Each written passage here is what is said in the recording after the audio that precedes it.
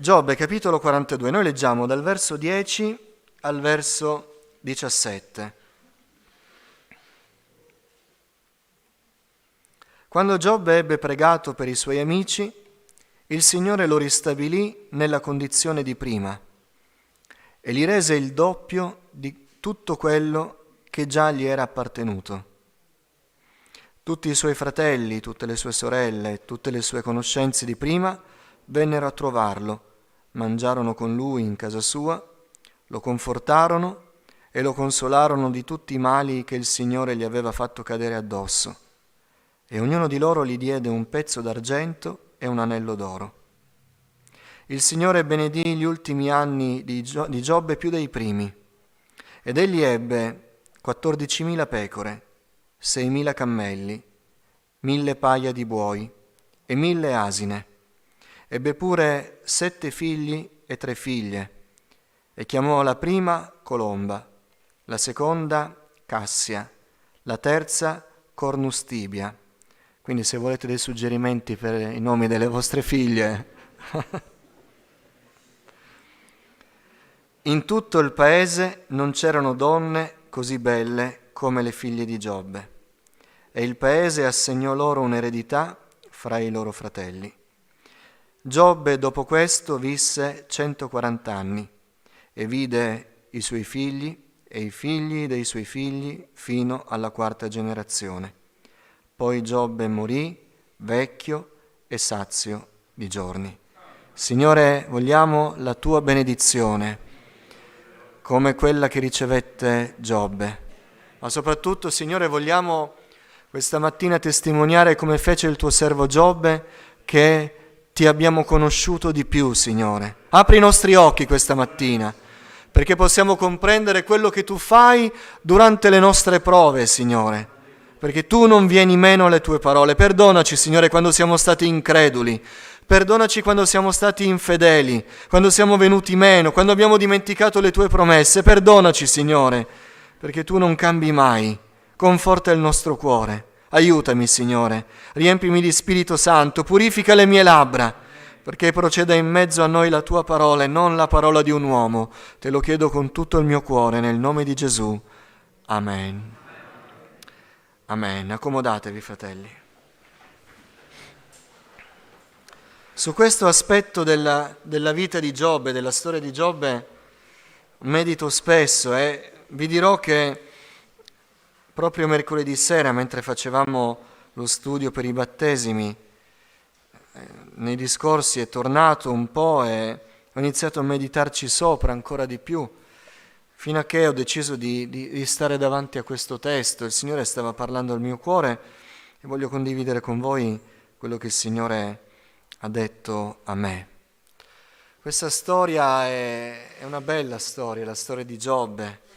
Se noi ci fermassimo alle cose che gli sono accadute, dimostreremmo che siamo attaccati alle cose di questa terra.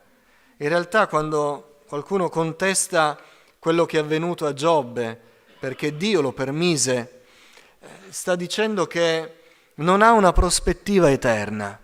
Uno potrebbe dire: perché il Signore ha permesso al diavolo di tentare in questo modo un uomo giusto, un uomo che Dio stesso descrisse così: non c'è nessuno come lui sulla terra? Perché? Perché l'ha fatto soffrire così? La malattia, la povertà, i lutti familiari, perché? L'abbandono dei parenti, l'incomprensione degli amici, perché? Quando noi diciamo così, in realtà stiamo dimostrando che la nostra prospettiva è terrena, che noi cerchiamo il Signore per star bene qui. Dio aveva un piano maggiore per Giobbe, aveva compreso che quell'uomo che non aveva uguali nel suo tempo, però era un uomo che non arrivava molto in alto, non conosceva il Signore. E Dio ci può anche far attraversare delle prove qua giù, perché Lui vuole che ci sia garantita la vita eterna. E se noi viviamo in salute, in prosperità, i pochi anni di questa nostra vita, perdendo poi l'eredità, celeste. Noi siamo i più folli in questa terra. Paolo dice, se abbiamo sperato in Dio per le cose di qua giù, noi siamo i più miseri tra gli uomini. C'è un'eternità che è preparata per noi.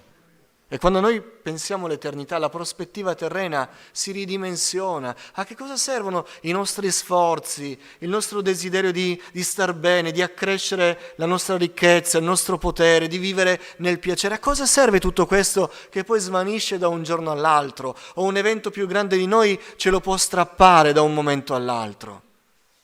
Dio vuole che noi apriamo i nostri occhi. E Giobbe lo testimoniò. Io avevo sentito parlare di te, ma adesso gli occhi miei ti hanno visto, ora le cose sono chiare. Dio ci aiuti ad avere questa prospettiva. Quindi quando qualcuno contesta Dio, intanto si dimentica la parte finale del libro, dove il Signore ristabilisce completamente Giobbe, ma soprattutto dimentichiamo le cose di valore. Dio sa bene che cosa è di valore e che cosa non lo è. Ci sono nella nostra vita delle cose che hanno valore e delle altre cose che hanno meno valore. Attenzione che sto dicendo cose che hanno valore, non cose a cui noi diamo valore, perché non è detto che ciò a cui noi diamo valore abbia veramente valore.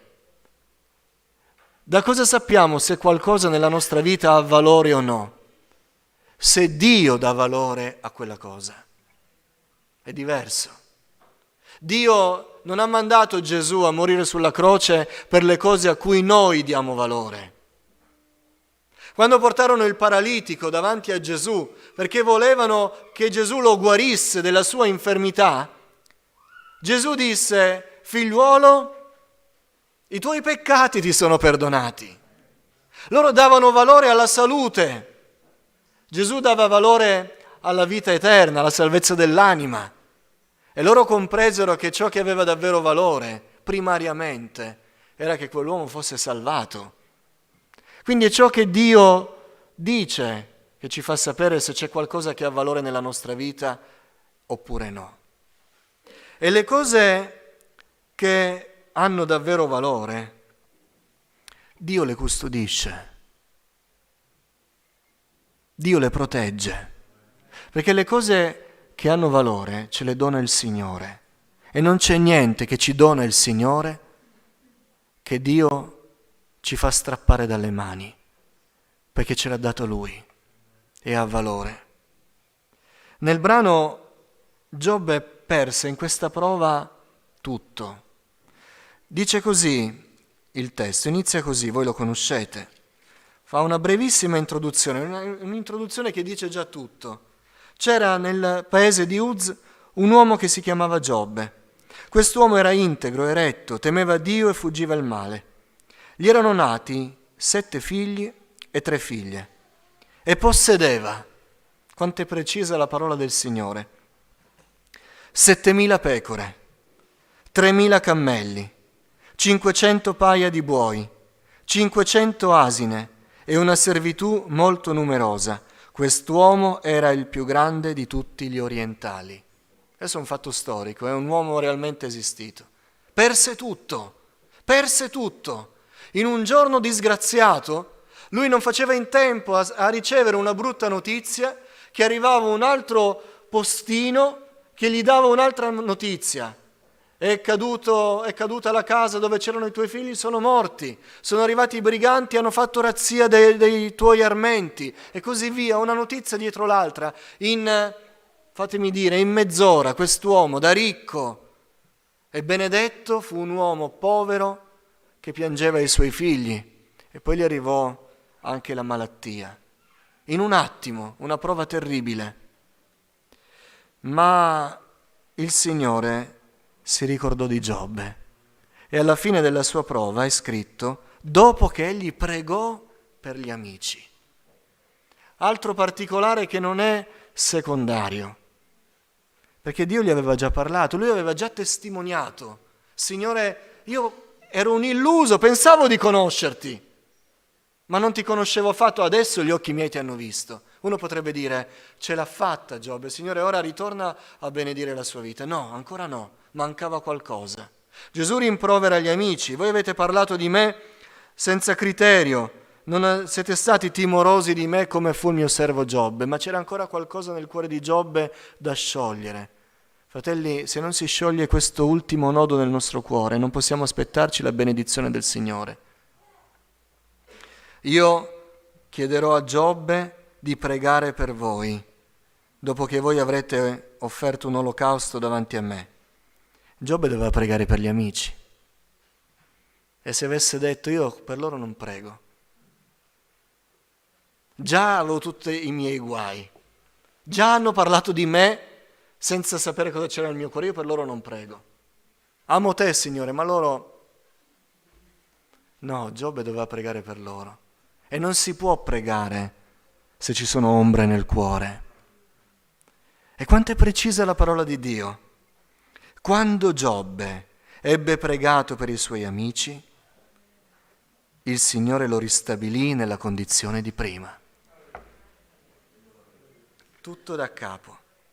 Ma cos'è che ci incoraggia? Che il Signore gli rese il doppio di tutto quello che gli era appartenuto. E noi leggiamo che Giobbe aveva, rileggo l'elenco, 7.000 pecore. Dio gli diede 14.000 pecore. Giobbe all'inizio aveva 3.000 cammelli, Dio gli diede 6.000 cammelli. Giobbe aveva 500 paia di buoi, adesso il Signore gli diede 1.000 paia di buoi. Giobbe aveva 500 asine, il Signore gli diede 1.000 asine. E poi è scritto che Giobbe aveva, vi ricordate, 7 figli e 3 figlie, e il Signore gli diede 14 e 6? No, 7 figli e 3 figlie. Perché non il doppio? Perché il doppio delle pecore, il doppio dei cammelli, il doppio dei buoi, delle asine, non il doppio dei figli? E qui è il cuore del nostro messaggio, perché i figli di prima non li aveva persi, erano col Signore. Non doveva raddoppiare qualcosa che non aveva più, quei figli li aveva ancora. Perché i beni materiali vanno e vengono, non hanno alcun valore alla presenza di Dio, ma ciò che ha valore, Dio lo custodisce. Giobbe se n'era forse dimenticato, nella prova, nel suo tormento, lui pensava di aver perduto per sempre le cose di valore, tra cui i figli. Non era così. E se ne accorse non prima, ma quando il Signore gli raddoppiò tutto. Lui lo fece questo calcolo. Signore, mi ha dato esattamente il doppio di tutto, non mi ha dato il doppio dei figli. Cosa vuol dire? Che i figli di prima li vedrai ancora, non li hai persi. Quindi ebbe il doppio dei figli, 7 e 3 prima, più 7 e 3 dopo, 14 e 6. Dio aveva benedetto anche così il suo servo. Dio ci incoraggia nelle prove, fratelli, facendoci sapere che noi dobbiamo confidare in Lui, perché le cose che hanno valore, se noi le abbiamo date nelle sue mani, non scapperanno dalla mano del Signore. A volte ci dimentichiamo di questo, a volte pensiamo che sia tutto perduto, a volte pensiamo di non vedere più ciò che il Signore ci ha dato, ma Dio custodisce le cose di valore anche quando noi siamo deboli, anche quando siamo nella prova, anche quando pensiamo che tutto sia perduto. Ciò che è di valore rimane nelle mani del Signore e nulla e nessuno sono capaci di rapire dalle mani del Signore. Gloria a Dio.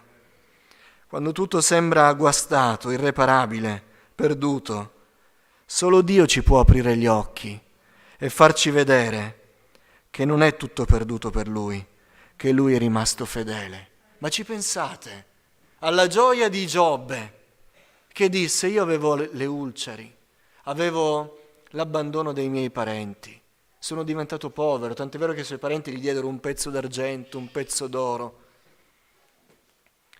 Avevo perso tutto. E piangevo il mio lutto dicendo: non c'è più speranza per me, le cose che avevano veramente valore nella mia vita sono perdute per sempre, i miei figli non li rivedrò più. Ma ci pensate alla gioia di Giobbe quando scoprì che in realtà i figli li avrebbe rivisti? Dio non aveva bisogno di dargliene il doppio. Quelli non li aveva persi. Erano nelle mani del Signore. Erano custoditi dal Signore. Quando il Signore vuole incoraggiare il nostro cuore, ci vuole dire: confida in me. Confida in me. Tutto quello che hai affidato a me, io sono capace di custodirlo. Quante volte noi siamo infedeli a Dio proprio in questo? Quando vediamo che le cose vanno male, quando vediamo che le cose ci sfuggono dal controllo, pensiamo che Dio sia come noi, sfugge a noi e sfugge a Lui, non ce la facciamo noi, non ce la fa Lui. Ciò che Dio ha donato è senza pentimento. Ciò che Dio è capace di dare è capace di tenerlo saldo nelle sue mani. A volte sì, attraversiamo momenti difficili, ma le cose che hanno valore rimangono salde nel Signore, se noi le abbiamo lasciate salde in Lui. Amen. Che il Signore ci faccia vedere questo. Io non so se c'è qualcuno nella prova, non so se c'è qualcuno che sta vivendo dei momenti di mancanza di fede, di incredulità, di scoraggiamento riguardo alle cose del Signore. Dio ha ancora tutto saldo nelle sue mani. Egli è fedele. Le cose di valore però, Le cose, citavamo questo passo venerdì sera, che sono paglia, fieno, legno, che non passano la prova del fuoco, quindi non hanno valore, quelle vengono spazzate via e noi scopriamo che noi abbiamo dato valore a cose che Dio non approva. Ci attacchiamo a tante cose che non valgono nulla agli occhi del Signore, quelle saranno spazzate via, ma le cose di valore Dio le tiene salde in sé. Sia consolato il nostro cuore. Ciò che è prezioso per il Signore è ancora nelle sue mani, anche se noi siamo nella nebbia della prova, anche se siamo nel tormento della tempesta e siamo distratti dalla fatica, dalla difficoltà, Dio non ci farà perdere ciò che noi abbiamo affidato a Lui. Per esempio, la nostra vita. Fratelli, la nostra vita, se l'abbiamo affidata al Signore, è al sicuro. È al sicuro. Quante volte parliamo della nostra vita stessa come se non ci pensassimo noi sarebbe tutto perduto.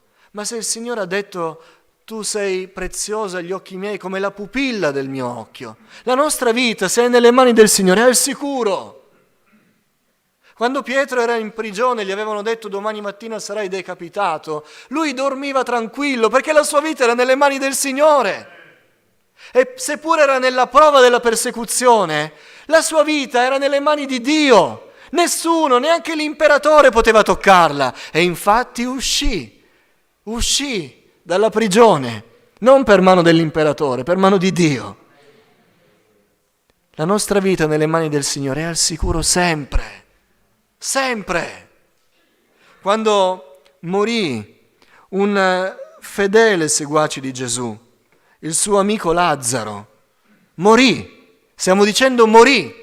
E ho appena detto che la nostra vita è nelle mani del Signore. Quando morì Lazzaro, e le sorelle erano scoraggiate: Signore, sì, tu sei bravo, tu sei buono, tu sei potente, ma fino a un certo punto. Dio ci perdoni quando diciamo al Signore: tu sei potente fino a un certo punto. Dio è onnipotente. E quando Marta gli disse, rimproverando il Signore: se tu fossi venuto prima, noi ti avremmo glorificato per il miracolo della guarigione, Gesù dice: Lazzaro confidava in me. E dice così, telegrafico il Signore: tuo fratello risusciterà. Fine, punto. Non ti devo spiegare, non ti devo convincere, non devo fare grossi discorsi.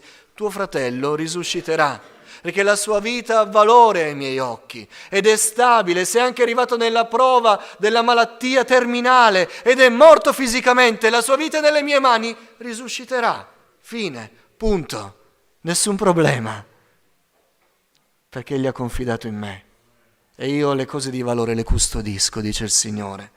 Ancora quando la figlia di Jairo morì, Portarono Gesù nella casa perché Gesù disse al padre: tu non ti preoccupare, andiamo a casa, non ti preoccupare.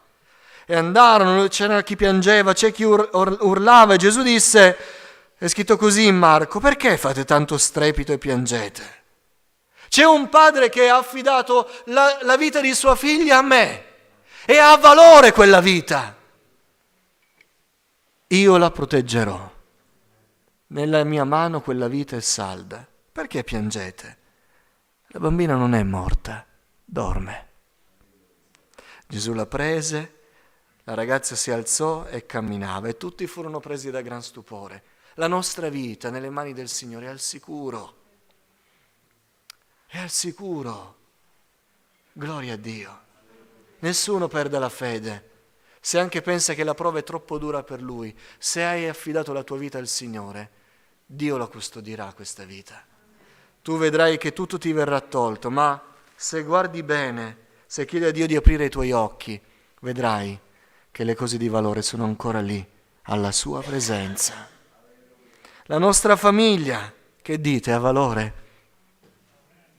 La nostra famiglia, se la affidiamo al Signore e confidiamo in Lui, Dio la preserverà. I figli di Giobbe amavano il Signore. Lo diciamo perché intanto erano ubbidienti al Padre, e questo dice tanto della presenza di Dio nel cuore di un figlio.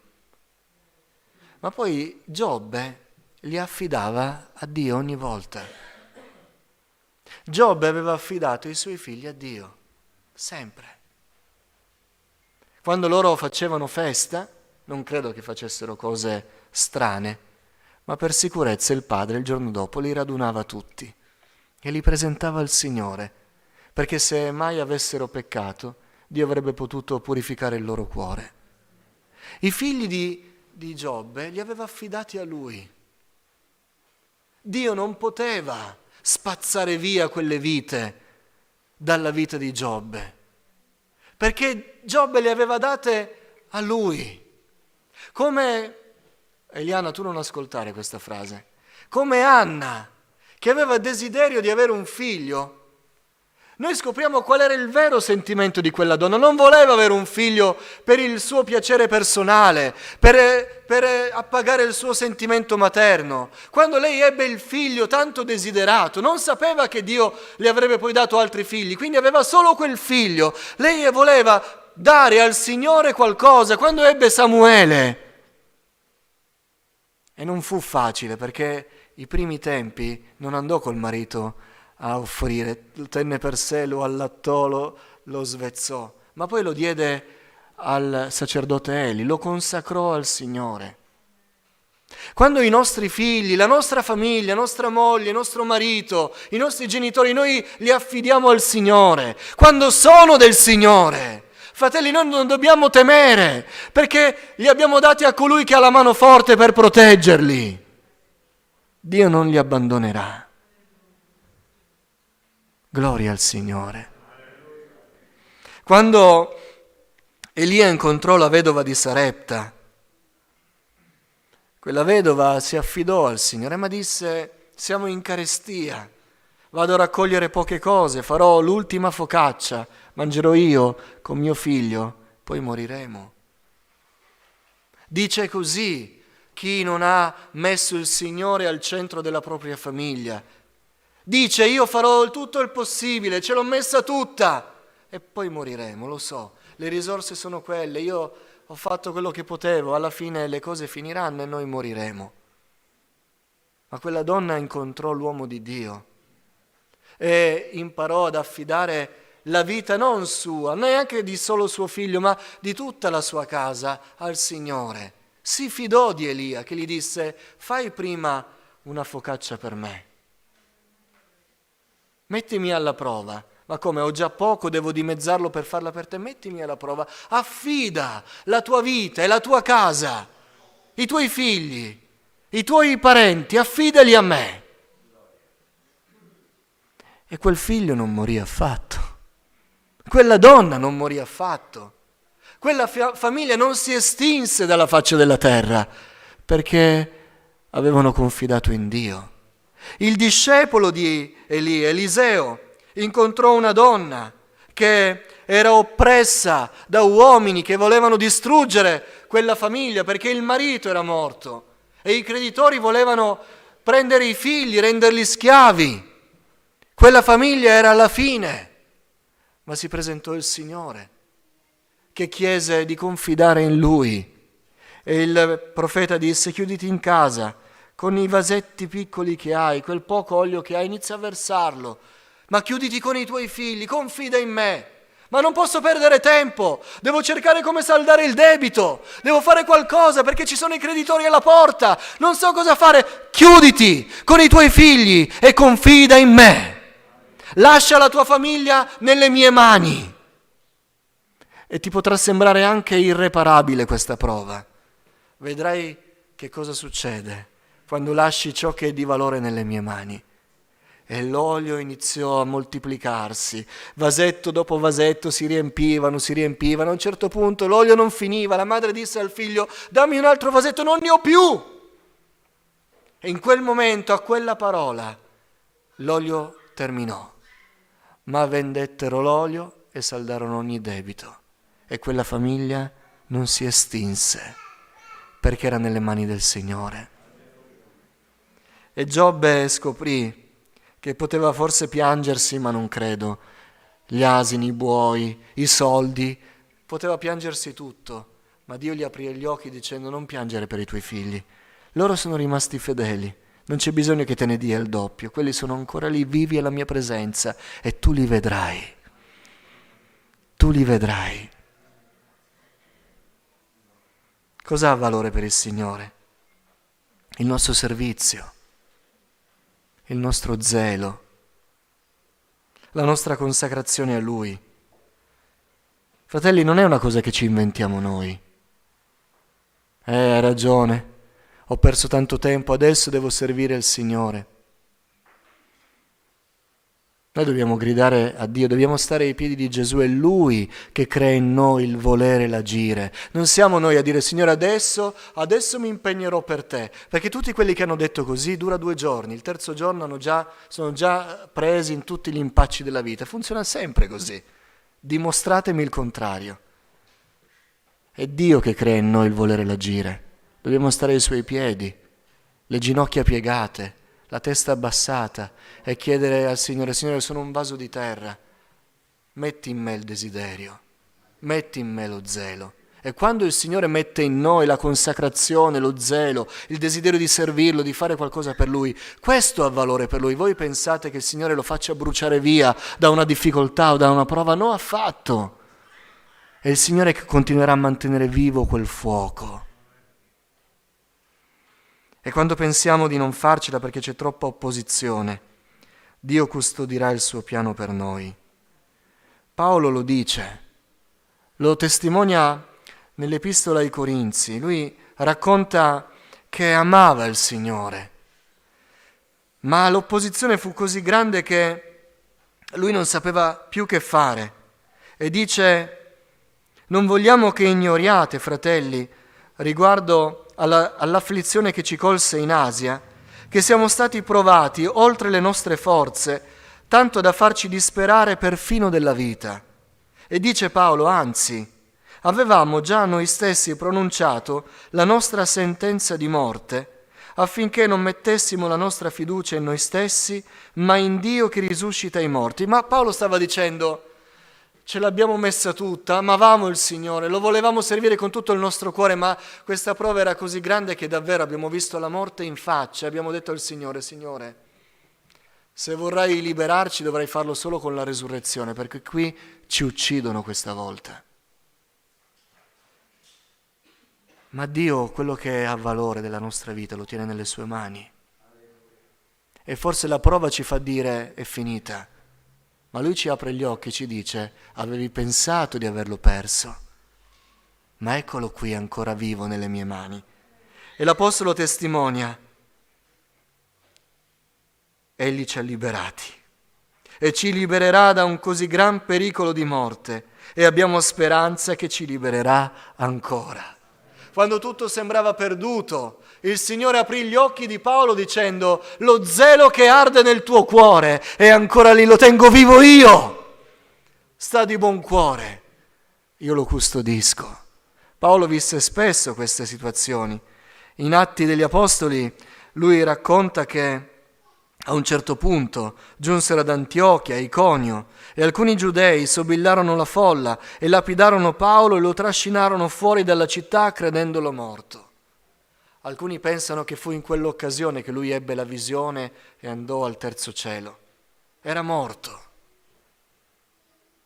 Ma Dio aveva nella sua mano ciò che era di valore, non la salute di Paolo, non i beni di Paolo. Chissà che magari vedendo un cadavere lì per terra lo predarono anche dei pochi averi che aveva e scapparono. Non aveva più i soldi, non aveva più vestiti puliti, non aveva più la salute, era tutto ammaccato, ferito, ma ciò che aveva valore per il Signore, il suo zelo, era ancora lì.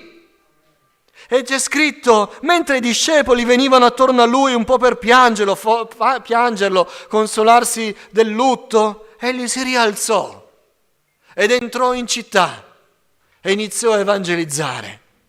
Aveva perso tutto il resto, ma lo zelo che aveva valore agli occhi del Signore era ancora lì e Dio glielo ridiede. Anzi, non glielo ridiede, gli fece sapere che non era andato via, che era ancora lì, perché era Dio che l'aveva custodito. Nulla è perduto nelle mani del Signore. Sia consolato il nostro cuore.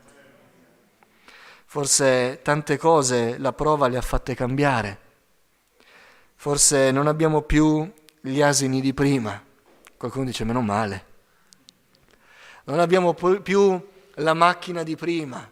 Non abbiamo più la casa di prima. Non abbiamo più la salute di prima. Non abbiamo più la compagnia di prima. Ma il Signore ci apra gli occhi questa mattina, perché le cose che hanno valore ai Suoi occhi, quelle non sono mai andate via, perché Dio è fedele di custodirle. Amen. Per cosa stai pregando? Per cosa stai invocando il Signore? Non piangere come un disperato perché tutto ti è stato tolto. Ciò che ha valore agli occhi del Signore è ancora lì. Questo ti darà la forza di confidare nel Signore. Ci alziamo in piedi.